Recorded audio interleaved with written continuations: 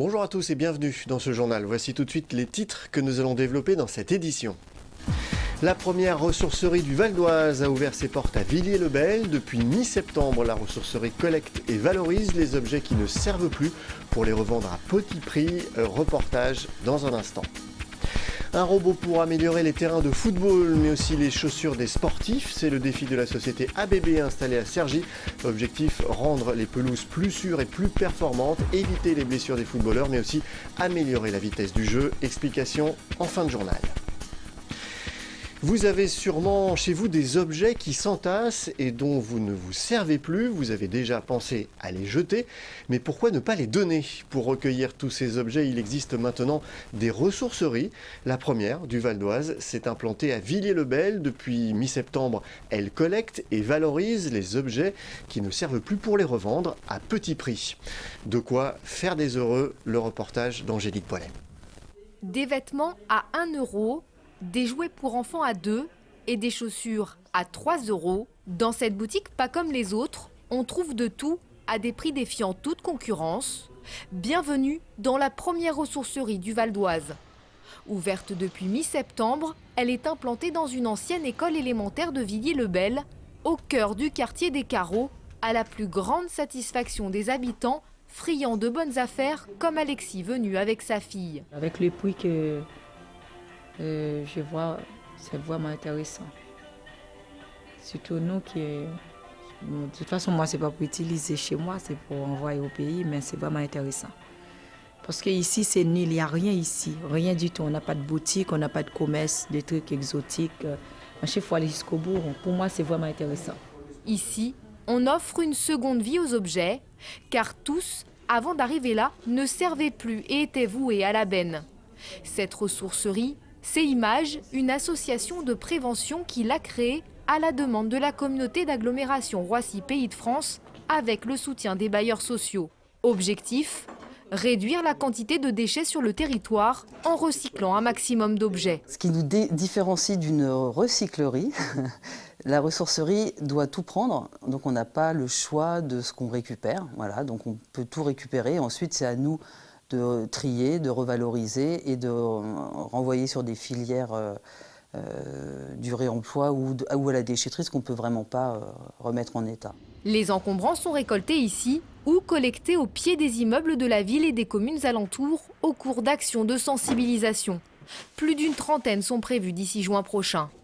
Avant d'être mis en vente dans les quelques 200 mètres carrés de boutique, tous les objets transitent dans cette salle. Ils sont pesés, triés, puis envoyés si besoin à réparer. Pas loin de 9 tonnes ont déjà été récupérées. Aurélie s'attelle à redonner une deuxième jeunesse à toutes ces chaises abîmées.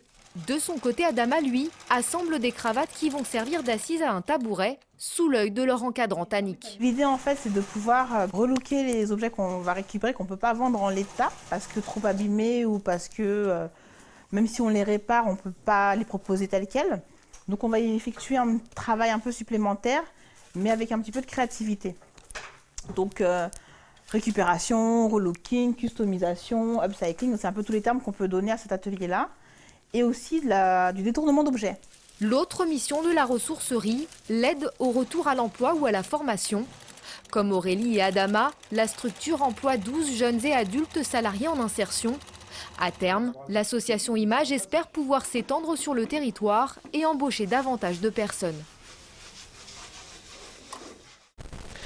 À Vauréal, une nouvelle salle de spectacle va remplacer l'actuel Forum. La ville vient de valider le projet et son maître d'œuvre.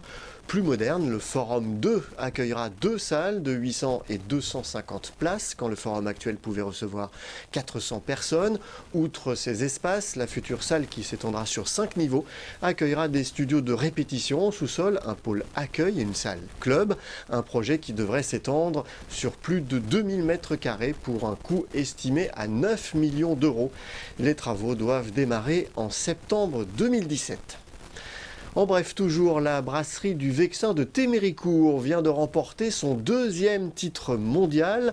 La Véliocas, une bière au miel du Vexin, a été une nouvelle fois sacrée championne du monde à Londres, où se déroulaient les World Beer Awards. Et puis, autre prix pour la famille Sargeret, la bière blanche du Vexin, produite depuis 2001, a été désignée meilleure bière blanche de France. Des bières artisanales à consommer, bien sûr, avec modération. Chaque année, une centaine de joueurs de football se blessent sur les terrains, en cause le plus souvent une mauvaise pelouse ou une pelouse glissante. Alors pour améliorer les terrains de football, mais aussi les chaussures des sportifs, un robot de la société ABB installé à Cergy est mis à contribution par un laboratoire de recherche. Objectif, rendre les pelouses plus sûres, plus performantes, mais aussi améliorer la vitesse de jeu. Philippe Pémal. Un robot équipé d'un pied, c'est la drôle d'idée de ce laboratoire. Nous sommes à Paris, à l'Institut biomécanique humaine Georges Charpak. Son directeur, Philippe Rouche, et son équipe travaillent sur un programme bien particulier. Tester les pelouses et les chaussures de football pour les rendre plus performantes. Nous avons un gros programme de recherche qui est basé sur l'évolution des terrains de sport et en particulier des terrains hybrides qui sont des terrains de très très haute technologie, où nous cherchons à optimiser la recette, le mélange magique, de manière à optimiser la vitesse de jeu, les performances, tout en minimisant les risques lésionnels.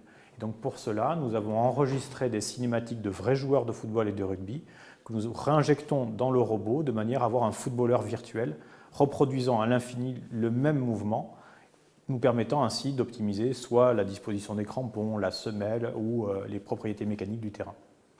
Ce robot a été développé par une société implantée à Cergy-Pontoise, ABB. Leader mondial des technologies de l'énergie et de l'automation, cette entreprise a dû adapter son robot à des besoins très particuliers. Nous avions un cahier des charges qui était un petit peu original pour un robot, parce qu'il devait aller très vite. Un footballeur a son pied qui va à peu près à 2 mètres par seconde, mais les contacts de la chaussure avec le sol génèrent des gros efforts, puisqu'on peut avoir jusqu'à 10 fois le poids du corps.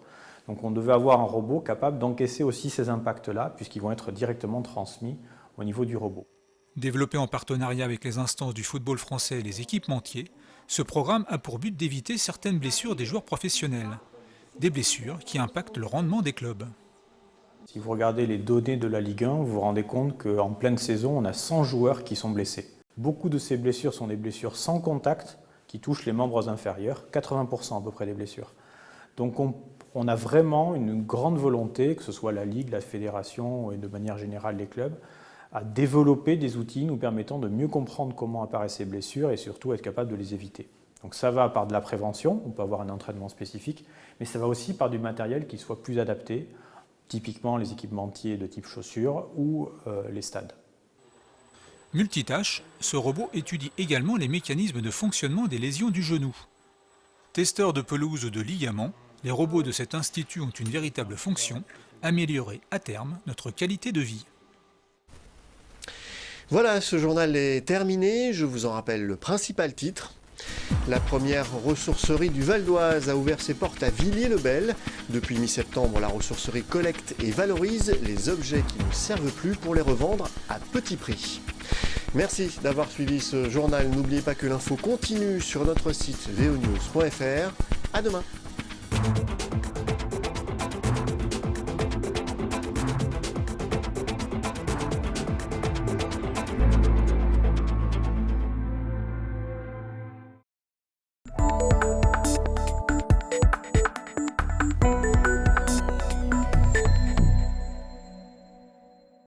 Bienvenue au Plessis-Gassot et ses 70 habitants. Particularité de ce petit village valdoisien, c'est la première ville en France chauffée par la valorisation de nos déchets. Pour Didier Guével, le maire du Plessis-Gassot, les économies réalisées sur la facture de chauffage et d'eau chaude sont impressionnantes. On peut voir ici, depuis le début de l'année, je peux vous le dire en direct, on a consommé 12 300 kW, ce qui représente une facture de 123 €. Sur l'année 2014, sur les 3 bâtiments, l'église, les logements communaux, la salle des fêtes et la mairie, on est à 6 330 € de consommation. Et on va s'en tirer cette année. En électricité plus le chauffage, le réseau d'eau chaude, on va être en gros à 1 100 €. Une facture divisée par 5, c'est le constat de Didier Guével au bout d'une année de mise en service. Pour le maire du Plessis-Gassot, le prix de l'installation du réseau d'eau chaude sera vite amorti. Nous, la commune, pour les modifications et le chauffage central qu'on a mis en place dans la mairie, ça nous a coûté 9 000 €. C'est-à-dire que ces 9 000 €, avec l'économie qu'on fait, en 2 ans, on a amorti complètement l'installation. Pour comprendre d'où vient cette eau livrée à 80 degrés, il faut remonter les canalisations sur 800 mètres jusqu'au site d'électrode.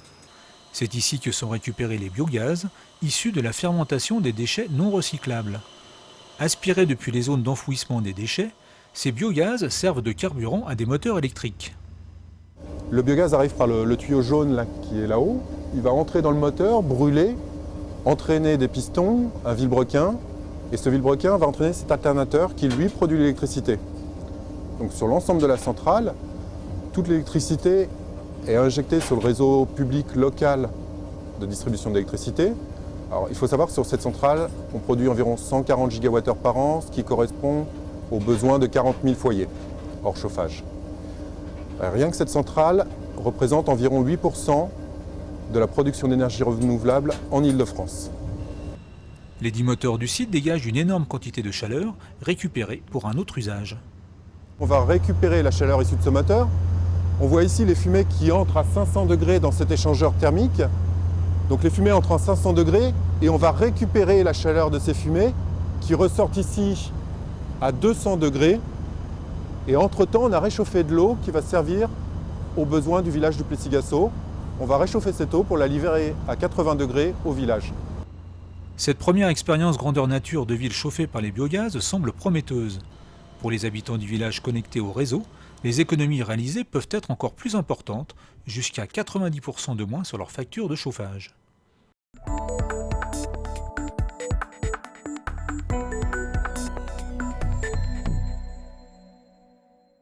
Dans cette salle de sport, on pousse de la fonte. Mais dans ce monde de testostérone, une femme a fait sa place. Céline, une infirmière de 29 ans. Elle a commencé la musculation il y a 2 ans, au départ pour sculpter son corps. L'idée pour moi de faire de la musculation, à la base, c'était juste pour changer mon corps, pour être un peu plus musclée et non toute fine, toute droite. J'avais envie d'avoir des formes au niveau des bras, des jambes, des cuisses, un galbe au niveau des fesses. Céline s'entraîne 6 fois par semaine, elle pousse 100 kg à la force de ses jambes, une véritable acharnée du travail. Je pense qu'on a un plaisir de souffrir. Tant qu'on n'a pas mal, on va jusqu'au bout, je pense. Il faut vraiment qu'on souffre pour se dire qu'on travaille.